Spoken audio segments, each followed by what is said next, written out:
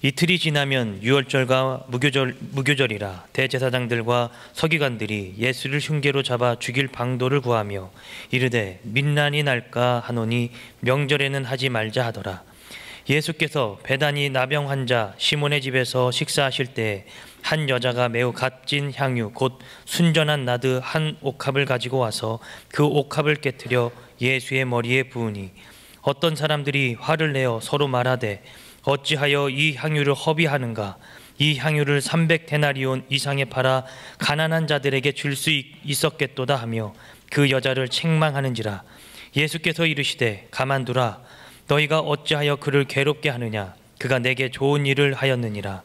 가난한 자들은 항상 너희와 함께 있으니 아무 때라도 원하는 대로 도울 수 있거니와 나는 너희와 항상 함께 있지 아니하리라. 그는 힘을 다하여 내 몸에 향유를 부어 내 장례를 미리 준비하였느니라. 내가 진실로 너희에게 이르노니 온 천하에 어디서든지 복음이 전파되는 곳에는 이 여자가 행한 일도 말하여 그를 기억하리라 하시니라.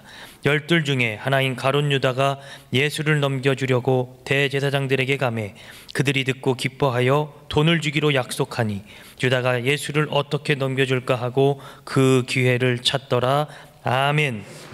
말이라는 게 얼마나 중요한지 모릅니다. 말이라는 게 말이 사실은 아무것도 아닌 것이죠. 말한다고 뭐 돈이 말이 되는 것도 아니고 이게 뭐 만져지는 것도 아니고 뭐 금덩어리도 아니고 말은 이제 공중에 날아다니는 것인데 이 말에 무궁무진한 힘이 있습니다.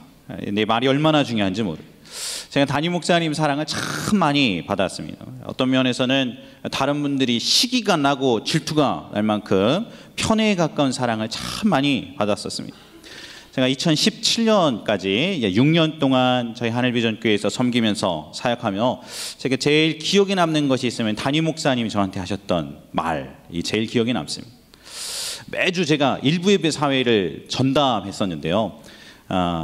다 아시죠? 그래서 일부 예배는 제일 막내가 하는 겁니다. 보통 일부 예배 사회는. 왜냐면 다 하기 싫어, 다 하기.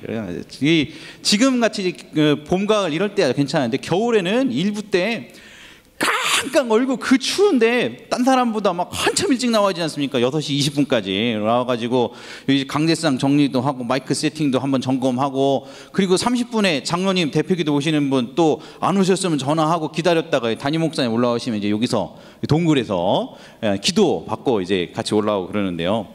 제가 이제 제일 젊은 목사였으니까 이제 일부 예배 사회를 제가 이제 전담을 했었습니다.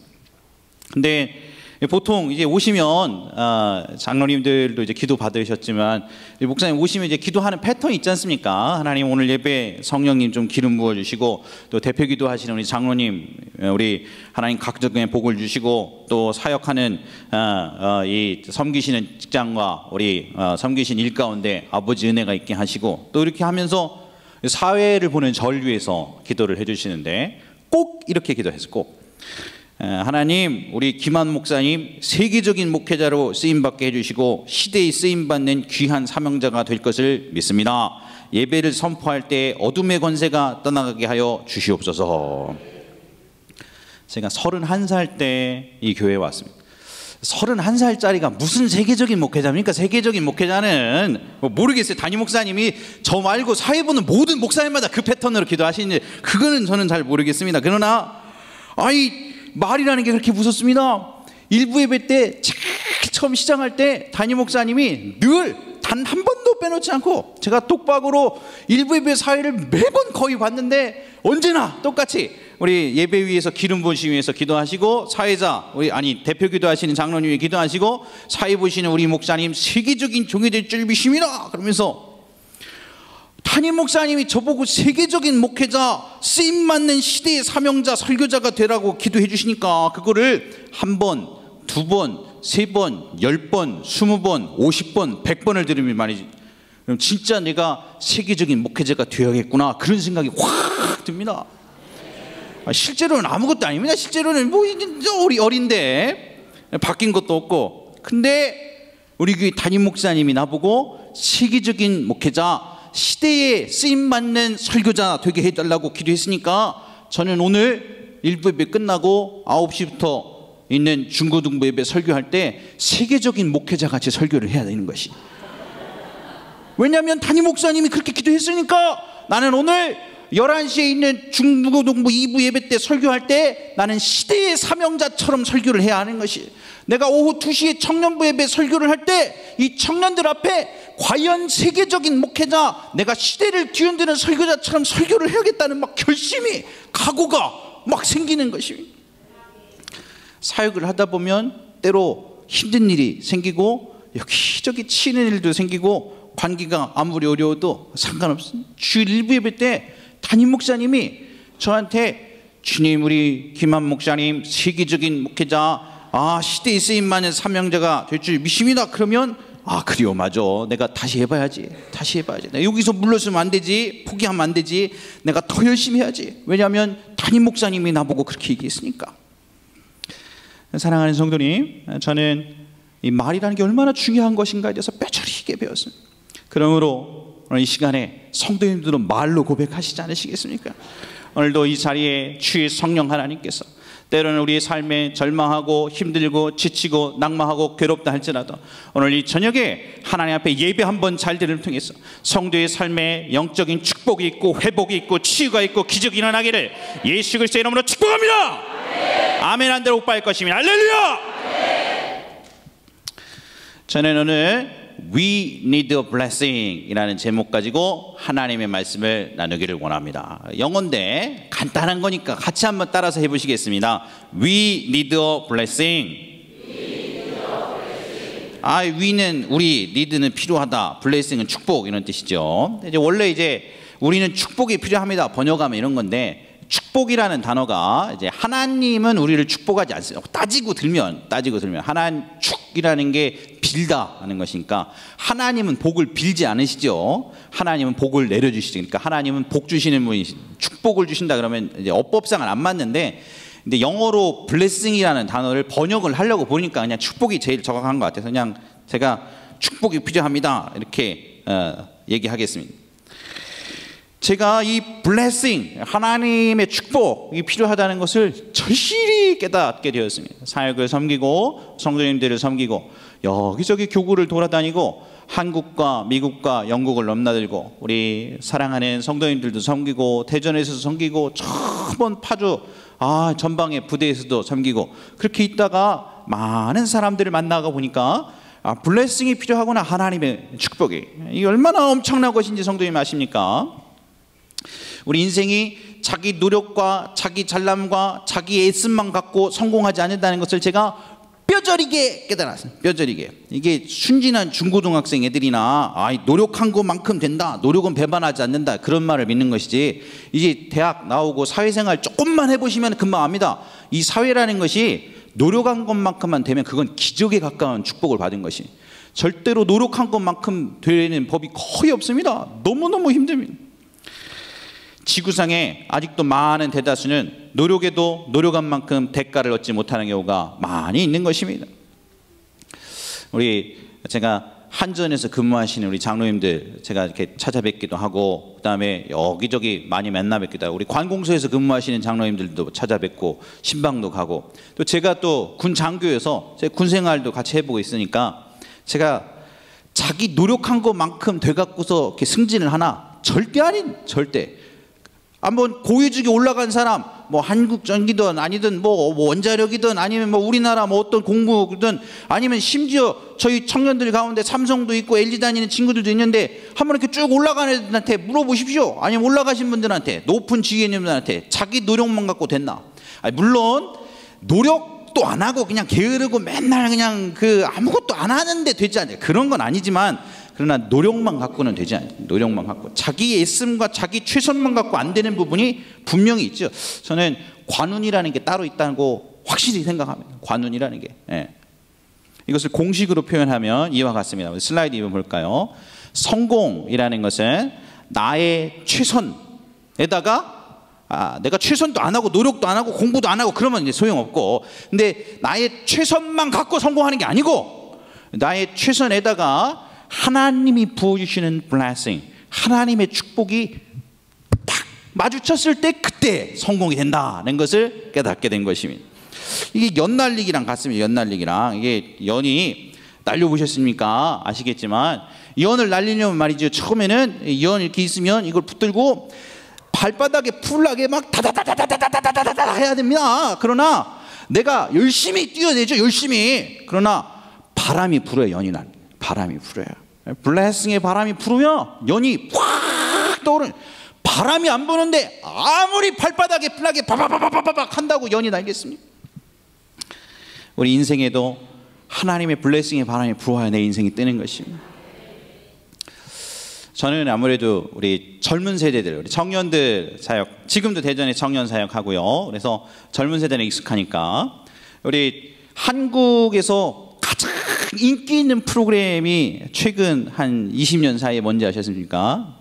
무한도전이죠. 무한도전. 무한도전이 13년 동안 있다가 올 봄인가 종영했었습니다. 종영. 그래서 중간에 하고 지금 중간중간에 무한도전이 막 히트 칠 때도 있고 어떤 때는 재미없을 때도 있고 막 여러 위기가 넘겨왔는데 시즌 1로 종방해서 너무너무 아쉽습니다.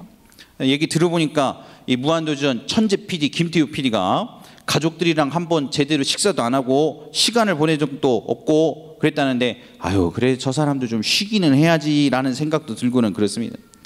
근데 무한도전 인생의 13년 동안 제일 마지막 부분에 뜬 지금에 와서는 뭐 엄청난 일약 대스타가 됐던 사람 이야기 하나 하려고 합니다. 우리 마지막에 무한도전에 합류했던 사람인데 우리 누군지 아십니까? 무한도전 멤버 중에 제일 마지막에 합류하신 양세형 씨 얘기해 보려고. 양세형 씨 아십니까? 양세형 씨. 흉내도 못 내겠네요. 이게 적어온 건데 제가 잘 못해가지고 이 랩을 바리바리 양세바리 에브리바디 스위크더바리 레츠바리 커먼바디 제주도의 다금바리 뭐 이렇게 하면서 성공 이게 하는 거 있습니다. 이게 막 하면서 근데 제가 이제 군대에서 군목으로 있을 때 이 신교대 양세형 씨가 왔어요. 양세형 형제가 세형 형제가 와가지고 군조부 형제가 목사님 양세형입니다. 이제 그때는 지금처럼 뜨진 않았고 그때는 저기 뭐 개그 콘서트인가 거기서 화산고 아시는지 모르겠지만 쪼파 갔다 그 세 명이 나와서 하던 옛날에 하던 그 있습니다. 이제 그거 잠깐 나오다가 이제 그렇게 뜨지는 않았던 그냥 한번 잠깐 나왔던 TV 비쳤던 이제 그 정도 급이었습니다. 근데 세형 형제가 와갖고 신교대에서 예배를 드리는 거예요. 그래서 제가 군목이니까 어유 그래요 우리 연예인이 왔다 그러니까 설교를 마치고 우리 세형 형제 왔고 이렇게 봤는데 이 양세형 이 형제는 대단해요. 그때가 벌써 제가 군생활했을 때가 2010년에 전역했으니까 그때 2009년인가에 만났었는데 이 양세형 이 형제는 수첩을 하나 있고 거기에다가 볼펜 하나 든 다음에 모든 걸 적어요. 모든 걸 심지어 제가 설교 막 토시 하나 더. 왜냐하면 그게 아이디어예요. 자기 개그 막 훈련을 하는 거, 뭐 신발 신는 거, 심지어 이제 군대에서 초코파이 나눠주고 뭐 그 모든 걸 아이디어. 실제로 그걸 가지고 코미디 빅리그에서 많이 써먹었어요. 제가 이렇게 보는데 뻑착 죽었다는 그래서 제가 우리 세형 형제한테 가서 기도를 해준 적이 있습니다. 세형 형제, 목사님은 이제 고작 몇백 명 앞에서 설교하지만 우리 세형 형제는 앞으로 몇백만 명 앞에 영향력을 끼치는 개그맨이 될 겁니다. 그런데 내 힘만 갖고는 안 되니까 하나님이 복을 우리 형제에게 주시기를 바랍니다. 그랬더니 이 세형 형제가 아멘 그러더라고요. 아멘. 지금은 엄청 떴죠. 일약 대스타죠. 저희 교회 저기 전도 축제 이런 거 할 때 한번 모셨으면 좋겠어요. 근데 워낙 비싸요 몸값이 요즘은 뭐. 질문은 이런 것입니다. 세형 형제가 자기 노력만 열심히 해서 떴는가요? 그렇지는 않습니다. 최선을 다해서 노력했지만 개그맨들 그 수백 수천 명이 얼마나 노력하고 애쓰고 힘쓰는 사람이 얼마나 많아요. 자기가 최선을 다해서 노력했지만 세형 형제가 떠오를 수 있도록 불어오는 바람이 있었죠. 불어오는 바람이 밀어주는 바람이 있었죠. 오늘 사랑하는 성도님에게도 이런 블레싱의 바람이 하나님이 내 인생을 좀 밀어주시는 바람이 내 인생을 떠오르게 하시는 바람이 필요하지 않으십니까?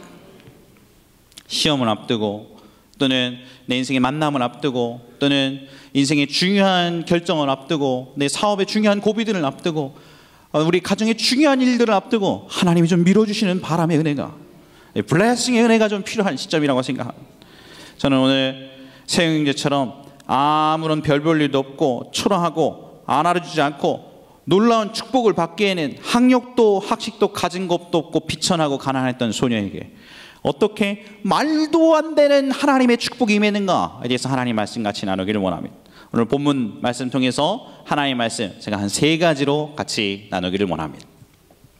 우리 삶에 밀어주시는 이 블레싱의 바람, 축복의 바람이 있어야 되겠는데 우리는 어떻게 하나님의 블레싱을 받을 수 있을까? 첫 번째, 그것은 하나님의 마음을 감동시키라는 것입니다. 한번 따라서 하시겠습니다. 하나님의 마음을 감동시키라. 오늘 마가복음 14장 3절 말씀 같이 한번 읽어보시겠습니다. 앞에 보시고 마가복음 14장 3절 오늘 성경 본문입니다. 한번 띄워주시면 같이 읽겠습니다. 시작.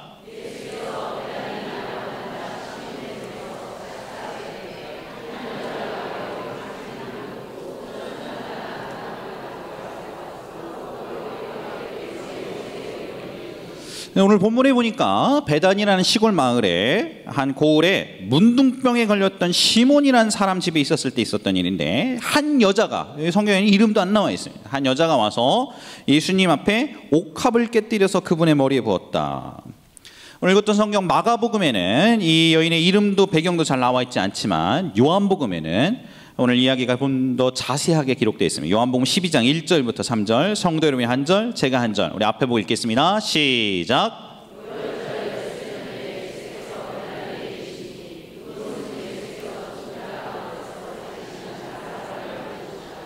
거기서 예수를 위하여 잔치할세 마르다는 일을 하고 나사로는 예수와 함께 앉은 자 중에 있더라.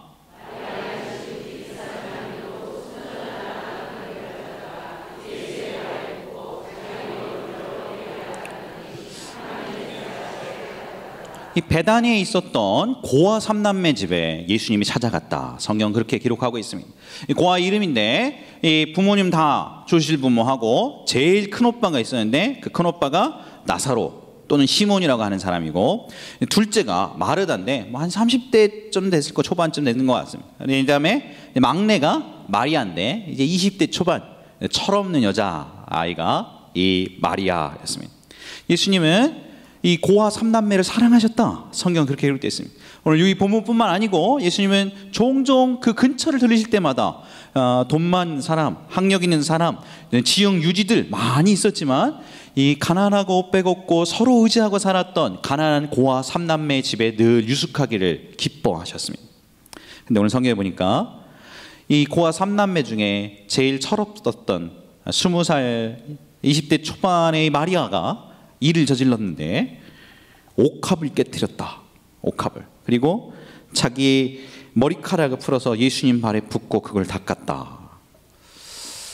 옥합이 영어로 알라바스터 자 이렇게 얘기하는데 이 고대 근동사회에 이때 유대교에서 옥합은 시집 미천 자금 모으는 것입니다. 은행이 발달되어 있는 것도 아니고 이제 돈이 귀한, 돈 자체가 귀합니다. 1세기 유대교에서는. 그래서 고대 근동에서는.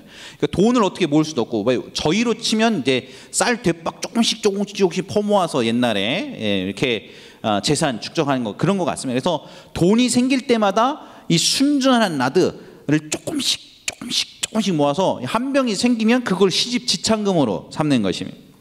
자신의 전 재산이고 귀한 것입니다. 순전한 나드 한 근이라 그랬는데 제가 조사를 해보니까 한 5,400-509불 정도 되더라고요.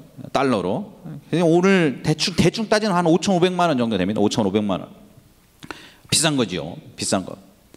문제는 예수님의 제자들이 그 옥합을 깨트리는 이 마리아를 보고 깜짝 놀라서 화를 냈다 그랬습니다. 마가복음 14장 4절 5절 말씀 성도 여러분이 한 절, 제가 한 절 읽겠습니다. 시작.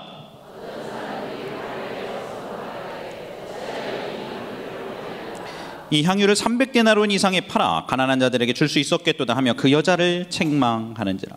사실 어쩌면 철없는 여자애, 아무것도 모르는 이 여자애가 5천만 원짜리 나들을 그리고 좀 살짝 찍어갖고 예수님이 좀 발랐다. 그거 아니고 이걸 팍 깨가지고 들이부어서 이거를 예수님 발에다가 흠뻑 적시게 했다. 그러니까 이 낭비가 아니냐 말이에요. 낭비가. 차라리 그거 갖고 가난한 자 도움 얼마나 좋을까. 근데 예수님이 오늘 성경에 완전히 다른 말씀 하신, 완전히 다른 말씀. 14장 6절부터 9절 성도 여러분이 한 절, 제가 한 절 읽겠습니다. 6절 시작.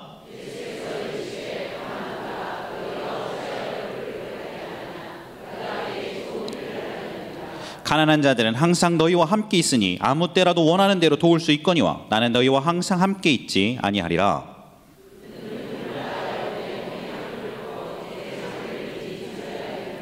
내가 진실로 너희에게 이르노니 온 천하에 어디서든지 복음이 전파되는 곳에는 이 여자가 행한 일도 말하여 그를 기억하리라 하시니라.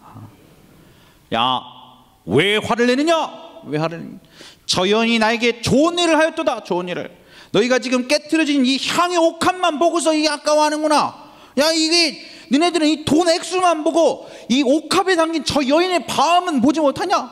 저 불쌍하고 가난한, 그래 너희들이 생각하면 철없는 짓이라고 생각하겠지만 그러나 이 귀한 것을 깨뜨려서 내 발에 붙는 이 마리아의 마음은 너희들이 보지 못하고 돈값만 계산하냐 그래요. 이 향의 옥합은 귀한 것이지만 저 여인은 자신의 생명 같은 옥합을 나를 위해서 깨서 부었다. 예수님은 이 보잘것없고 무시당하고 천대받았지만 예수님을 사랑하는 마음이 가득해서 자신의 생명과도 같은, 목숨과도 같은 고아 셋째 아이가 뭐 저희처럼 뭐 세븐일레븐 뭐 롯데리아 이런 거 편의점에서 알바할 수 있는 그런 게 아니지 않습니까?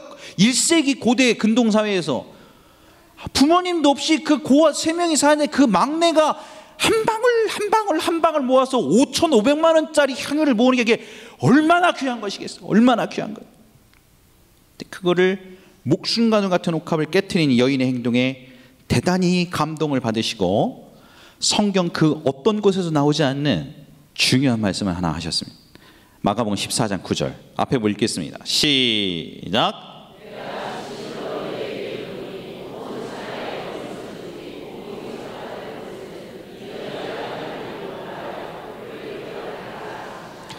예수님이 이 여인이 옥합을 깨트리는 행위를 미련하다 그러지 아니하시고 그녀를 오히려 존중하고 격려하고 품어주셨습니다. 그리고 이렇게 얘기했습니다.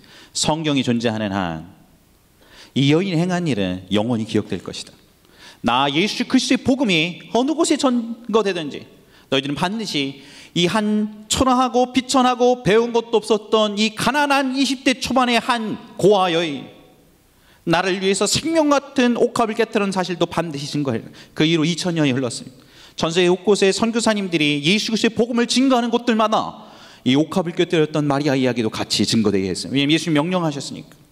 수없이 많은 나라가 그동안 있어 왔습니다. 2000년 동안 수없이 많은 공주들, 수없이 많은 여왕들, 수없이 많은 제국들, 왕들이 세워졌습니다. 그러나 그들은 왔다가 다 쓰러졌습니다.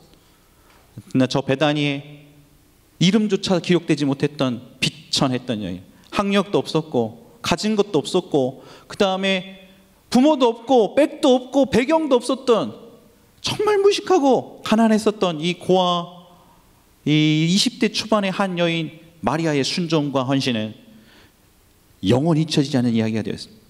복음이 존재하는 한 그 어떤 여왕도 그 어떤 공주도 기억되지 못했던 인류 역사에 영원히 남는 저 하늘나라에까지 기록된 사람의 이야기가 되었습니다. 왜 그랬습니까?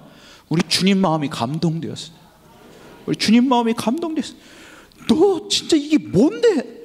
이 생명 같은 걸 나를 위해 깨뜨린 생명 같은 것을. 사랑하는 성도 여러분, 하나님 복 받는 비결이 딴 게 아닙니다. 하나님 마음 감동시키면 하나님의 복을 주시는 것입니다. 내 인생에 하나님의 블레싱의 바람이 밀어와야 내 인생이 한번 떠오르겠는데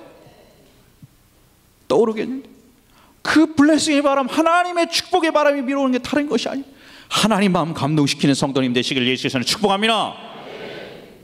두 번째, 우리 삶에 우리를 밀어주는 이 블레싱의 바람이 있어야 우리가 날아오르고 걷는데 어떻게 이 하나님의 축복 블레싱을 경험할 수 있을까요? 그것은 내게 소중한 것, 귀한 것, 가치 있는 것을 옥합으로 깨뜨려 드리라는 것입니다. 앞에 같이 한번 읽어보겠습니다. 시작.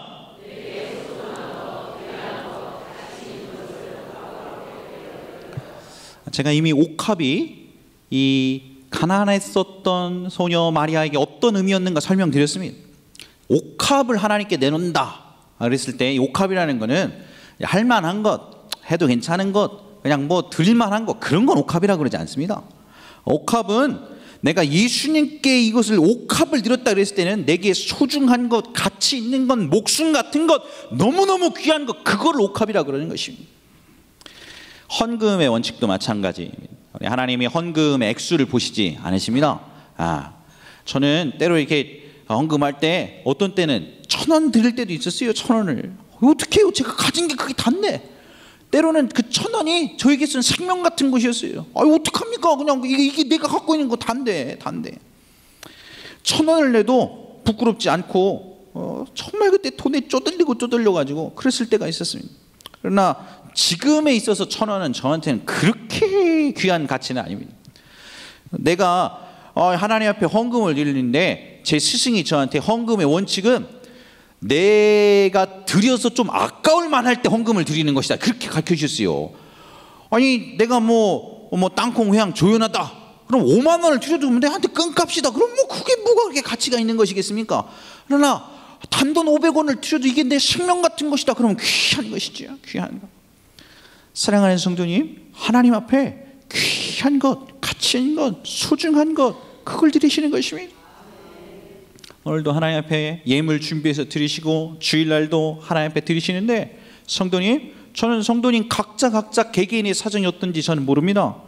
그러나 어떤 분이 단돈 1,000원을 드린다 해도 자기 있어서 목숨 같은 것, 생명 같은 것, 자기 인생이 전부를 다 드렸다 그러면 우리 중에 가장 많이 드린 것이고, 어떤 사람이 500만 원을 드렸다 해도 내가 재벌 이세고 끈값이다 그러면 우리 중에 적게 드린 것입니다. 저는 오늘 우리가 하나님 앞에 예배 드리는데 우리가 드리는 자세에 대해서 얘기를 하는 것이, 자세에 대해서 오늘 묻고 싶은 대단히 중요한 질문인 것입니다. 대단히 중요한 질문. 슬라이드 한번 띄워주실까요? 같이 한번 읽겠습니다. 시작. 오늘 이 시간 우리가 드리고 있는 이 예배가 한 번 드리는데 내게 소중한 것, 가치 있는 것, 정말 목숨 같은 것, 생명 같은 것, 그걸로 하나님 앞에 드리나? 아니면 할 만한 것, 해볼 만한 것, 어차피 패턴으로 그냥 늘 금요일에 오니까 그냥 드리는 것, 주일날 그냥 해보니까 늘 드리는 것, 그렇게 드리는가? 이걸 물어보는 것입니다. 오늘 설교 핵심이 그건 아니겠습니까? 오늘 본문이 우리에게 가르쳐주는 핵심이 그거 아니겠습니까? 한 번 예배 드릴 때 나 지금 옥합을 내놓고 있단 말이에요. 옥합을 하나님께. 오늘 설교의 가장 핵심이 되는 성경 구절 하나가 저의 마음을 사로잡았습니다. 역대하 16장 9절에는 이렇게 기록되어 있습니다. 앞에 보시고 같이 한번 읽어보겠습니다. 이 중요한 구절 시작.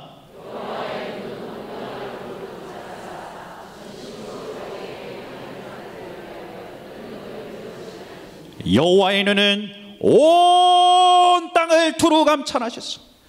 전심으로 자기에게 향하는 자들을, those whose hearts are fully committed to him, 마음을 온전히 하나님께 쏟아붓는 자를 위하여 능력을 베푸신다. 여기 보니까 중요한 표현이 있어요. 전심으로 그랬어요. 전심으로. 반심 말고 전심으로 내 온 마음을 다해서, 온 정성을 다해서, 온 혼을 다해서 하나님 앞에 예배드리는 것입니다.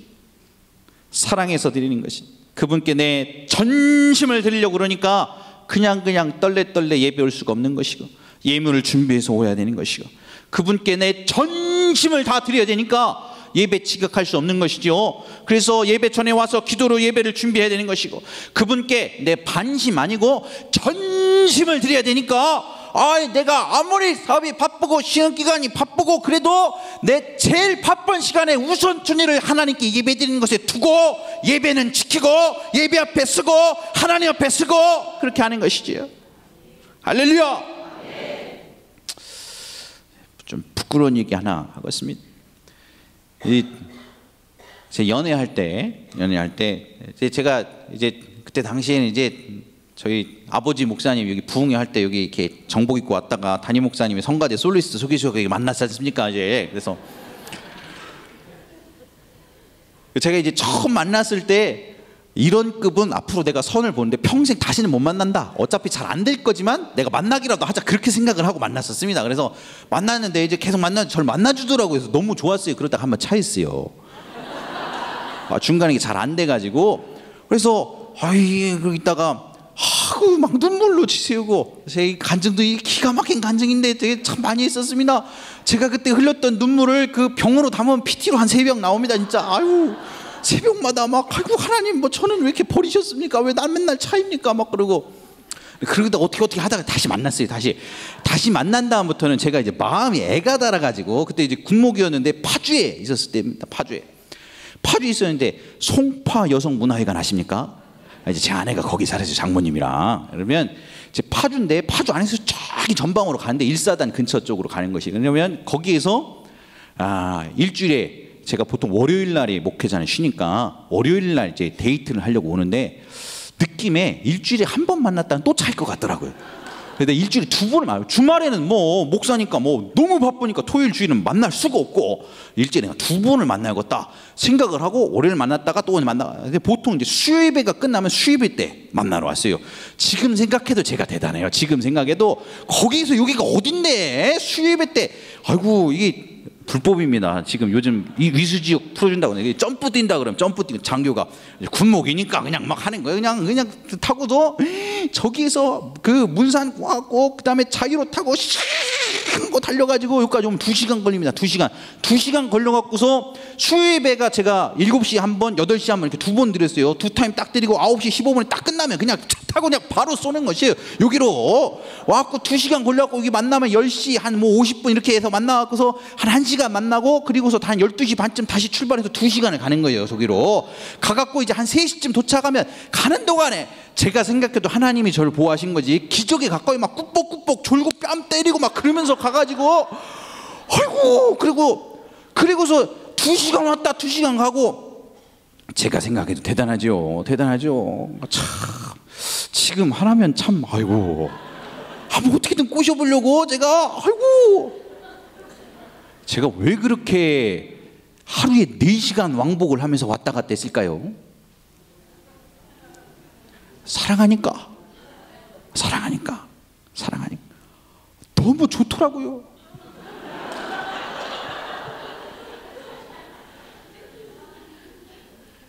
사랑하는 성도님, 사랑하면 옥합을 깨트리는 게 아까운 게 아니에요. 예수님을 사랑하면 내 전제를 다 드려도 그게 아까운 게 아니에요. 우리 예수님이 너무너무 좋으니까, 우리 하나님이 너무너무 좋으니까 내 모든 것을 다 드려도 아깝지가 않은 것이. 한 번 예배 드릴 때, 하나님 앞에 나와서 한 번 기도 드릴 때, 그분 앞에 한 번 찬양을 할 때 옥합을 깨트리는 예배를 드리시는 것이. 여호와의 눈은 온 땅을 두루 감찰하사 전심으로 자기에게 향하는 자를 위하여 능력을 베푸시나니.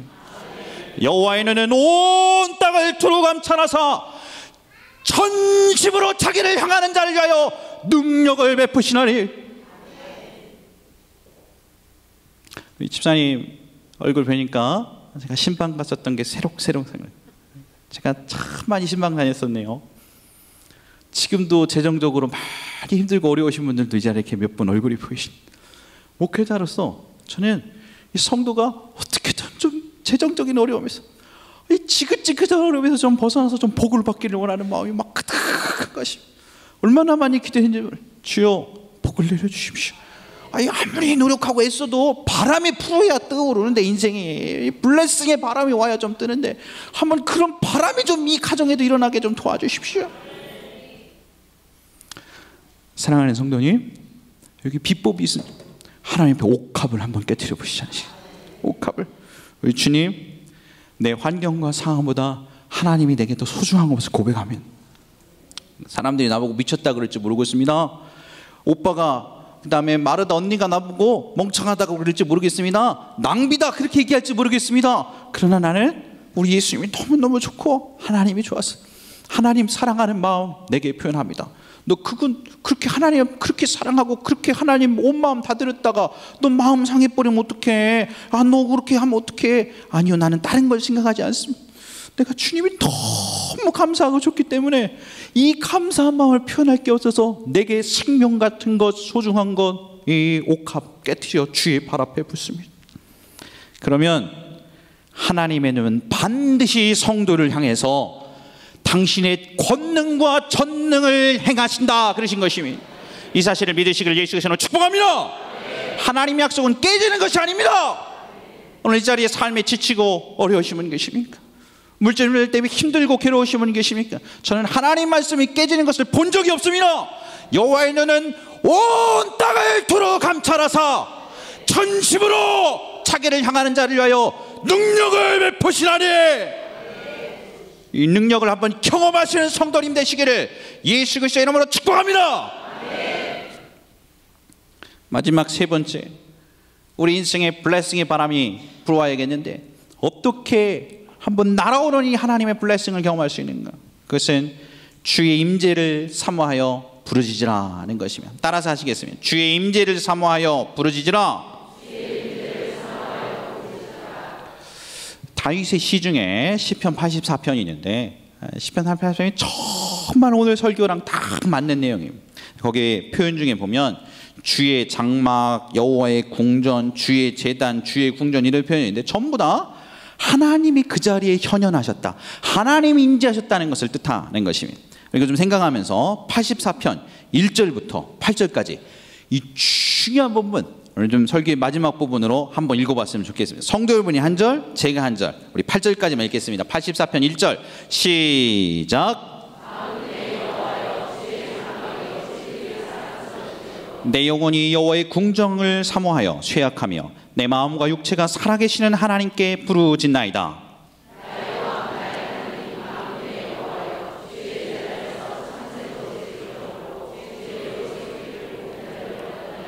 주의 집에 사는 자들은 복이 있나니 그들이 항상 주를 찬송하리이다.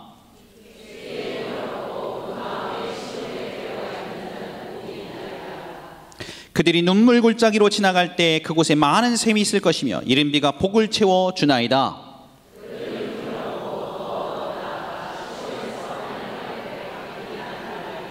만군의 하나님 여호와여, 내 기도를 들으소서. 야곱의 하나님이여, 귀를 기울이소서. 기대한다는 것이 얼마나 중요한 것인지 성도님 아십니까?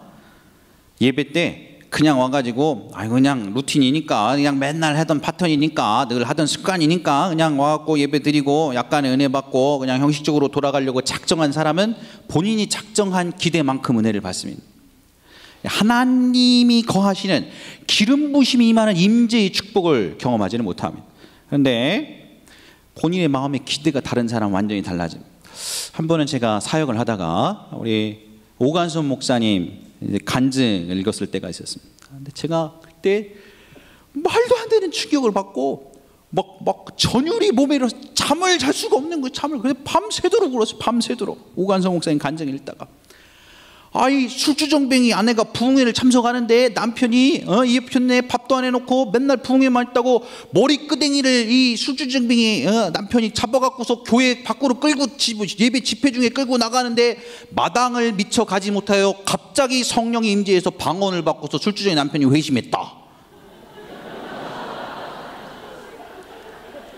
제가 읽어볼게요. 그대로 거기 있는 거예요. 어떤 사람은 교회에서 왜 이렇게 동네를 뒤집어 놓냐고 항의하며 예배 시간만 되면 농악기를 동원하여 장구치고 북치고 꽹과리를 두드리고 피리를 불며 예배당 마당에서 불신자들의 마귀 부흥회를 시작하였는데, 그래도 교인들이 말씀이 떨어지기 무섭게 아멘 아멘 하였고 불신자 가족에게 머리채를 붙잡혀 몸부림을 치며 안 가겠다고 하여 옷이 찢어지고 밖에서 돌이 날아들어 유리창이 깨지는 와중에도 불을 받고 방언을 체험하고 성령의 뜨거운 역사를 힘입어 안 믿는 가족들을 위해 눈물을 흘리며 간구하는 신자들의 기도가 끊이지 않았다.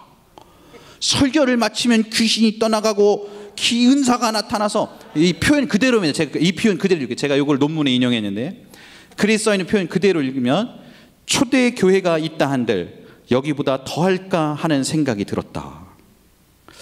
제가 이 간증 중에 제일 신기했던 게 이건데요. 한 번은 동네 사람들이 교회에 불 났다고 해서 양동이에다가 물등을 찍어서 막 와서 보니까, 알고 보니까 이 불이 그냥 불이 아니고 성령의 불이 와갖고 타오르는 것처럼 보여서 물동이를 내려놓고 거기에서 다 회심하고 은혜를 받았다.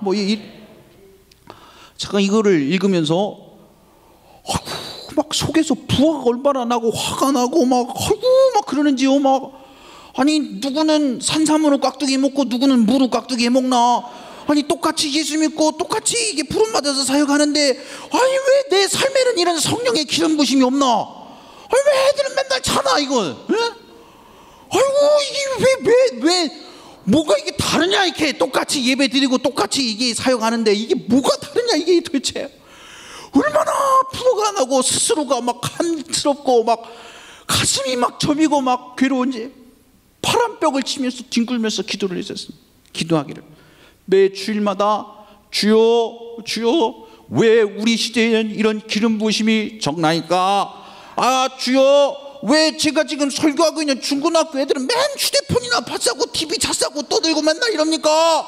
아이고 하나님, 아이 원로 목사님 시대에 기름 부으셨던 하나님, 내 시대에도 기름 부어 주시옵소서. 성령의 역사가 나타나게 도와주시옵소서. 내가 맡고 있는 자녀들의 아이들에게도 청년들에게도 오늘 내가 설교하는 이 시대 가운데도 하나님의 기름 부음이 있게 도와주세요. 도와주세요. 부르짖고 부르짖었습니다.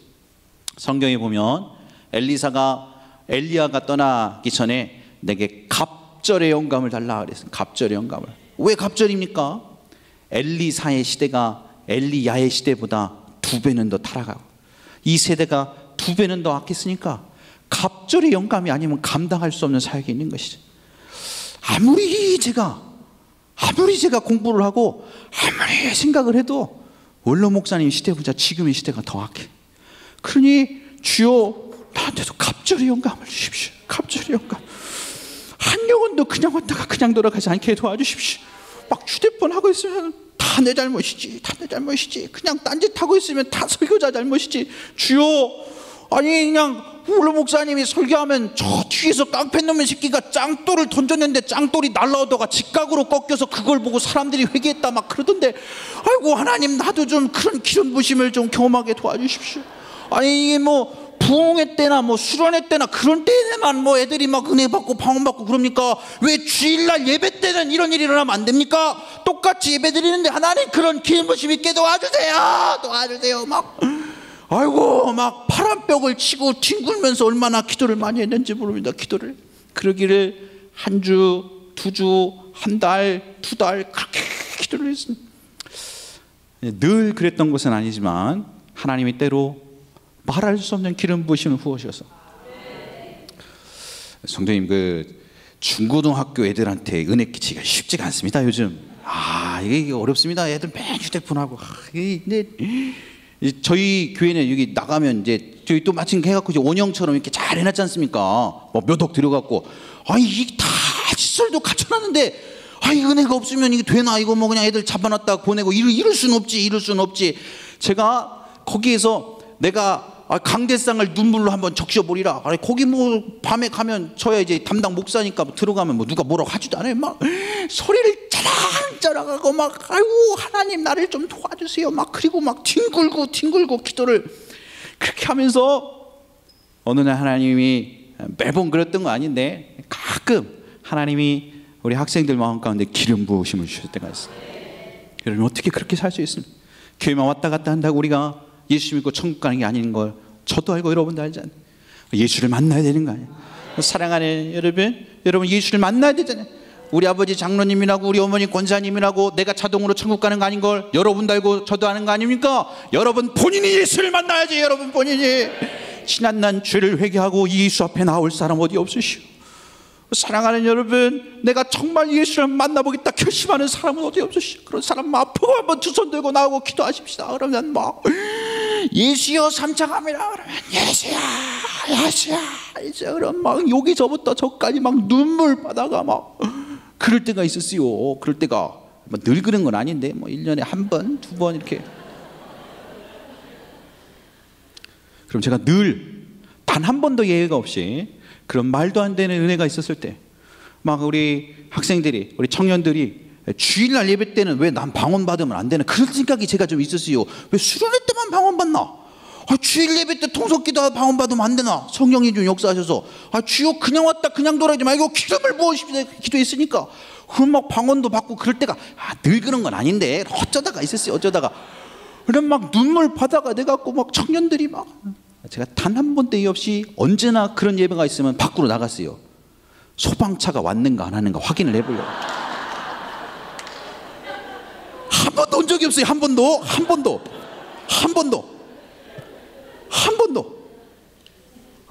나는 이 언제 이 오가서 박수선 목사님처럼 이 부흥을 경험해보나?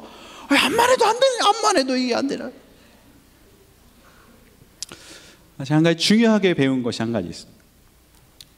적어도 끊임없이 제가 기대하고 기도하고 사모했다는 것입니다. 기대도 안 하면 기적이 일어날 리가 없습니다. 차원이 다른 예배, 하나님의 임재가 나타나는 역사가 나타날 리가 없어요. 기대를 안 하는데, 주일날 예배는 평범하게 드리고 그런 기름 부으심은 부흥회 때나 있지, 본인이 그렇게 믿으면 그대로 되는 것이지. 하나님 이번에도 역사가 일어나게 도와주십시오. 하나님의 말씀은 능력이 있어서 좌우의 날선 어떤 검보다 이리하다 그랬으니, 내 자신의 인격과 저의 연약함과 저의 어떤가 상관없이 진리의 말씀은 불이 되어 영혼의 가슴에 뛰게 도와주십시오. 나 여호와가 말하는 내 말이 반석을 깨뜨리는 방맞지 아니하냐, 방망이 같지 아니하냐, 불과 같지 아니하냐 그랬으니, 하나님이여 진리의 말씀이 불처럼 가슴에 떨어지게 도와 주시옵소서. 병 낫기를 원치 않은데 병이 나을 리가 없는 것이고, 예배 때 그냥 흘러갈 것 같은데 방언이 터지고 기름 부으심이 임할 리가 없는 것입니다. 그래서 부르짖어 보는 거예요. 그래서 사모해 보는 것이, 한번 기도해 보는 것입니다. 최영규 목사님 그런 얘기 하셨어요. 호랑이를 그리려다가 안 되면 고양이라도 그리는 것이지, 처음부터 고양이 그리려면 쥐새끼밖에 못 그린다. 시편 84편 1절 2절 같이 한번 읽어보실까요? 시작.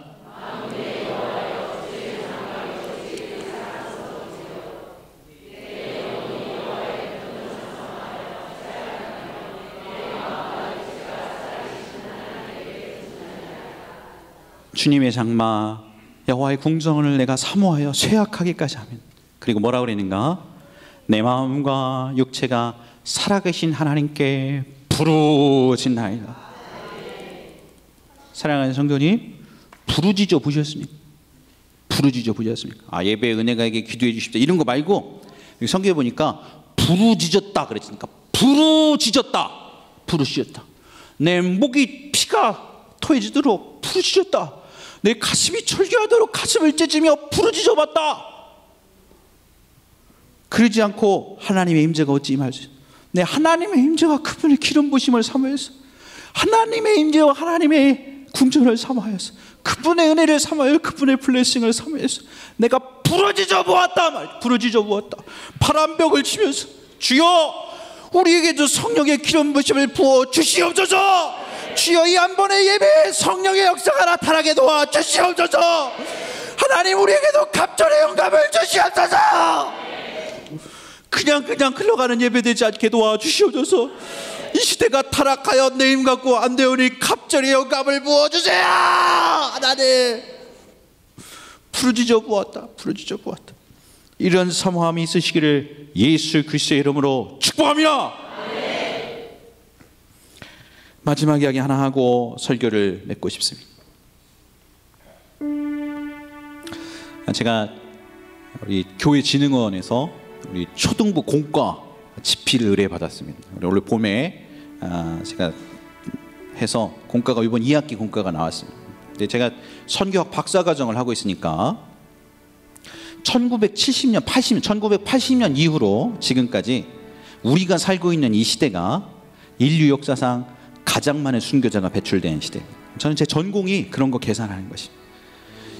AD 1세기부터 4세기까지 많이 죽었고, 그 다음에 5세기서부터 10세기, 12세기 넘어갔다가 15세기, 16세기 때 또 많이 죽고 그랬는데, 1세기서부터 19세기까지 1900년 동안 순교했던 사람 숫자보다 지난 100년 동안 순교했던 사람 숫자가 더 많은 시대에 저희는 살고 있습니다. 그 중에서도 지금 이 시대는 순교의 극점을 향해서 가고 있습니다. 성도님들은 한국에 이렇게 편안한 데서 잘 모르시지만 지구상 곳곳에 얼마나 많은 사람들이 순교하는지 모릅니다. 제가 선교학 전공이니까 우리 초등부 아이들한테 얼마나 많은 아이들이 예수를 믿다가 순교하는가를 가르쳐주고 싶었습니다. 순교자의 정신, 예수 믿는 게 그냥 교회 오고 그냥 와갖고서 그냥 떡이나 받아먹고 선물이나 받아먹고 선생님이랑 피자나 먹고 돌아가는 게 아니고, 예수를 믿는다는 것, 예배를 드린다는 것이 목숨을 걸어야 되는 상황 가운데 있는 어린아이들이 얼마나 많은가, 그거를 알려주고 싶었습니다. 그래서 영어에 우리 보이스 오브 마티어스 있는 거랑, 그 다음에 우리 또 박해 지도 있었던 거, 메일 받았던 거 좀 번역을 해서 초등부 공과 이제 곳곳에 좀 집어넣었습니다. 그 중에 한 부분 제가 읽어드리고 싶습니다. 여러 해 동안 김 목사와 27명의 교인들은 땅 밑에 파놓은 굴 속에 숨어 지냈습니다. 그러다 북한의 공산당회가 발견되어 공개 처형을 받게 되었습니다. 공산당 간부가 말했습니다. 예수를 부인해라. 그러면 살려주겠다. 그러나 그들은 단호하게 거절했습니다. 그러나 공산당은 4명의 아이들을 끌어내어 목에 밧줄을 감고 목매달 준비를 시켰습니다. 그리고 다시 부모들에게 예수를 부인하라고 명령했습니다. 하지만 누구도 자신의 믿음을 부인하지 않았습니다. 그들은 자녀들에게 말했습니다. 천국에서 곧 다시 만날 거란다. 아이들은 조용히 죽어갔습니다. 관리는 도로 포장에 사용하는 증기 롤러를 가지고 오라고 명령했습니다.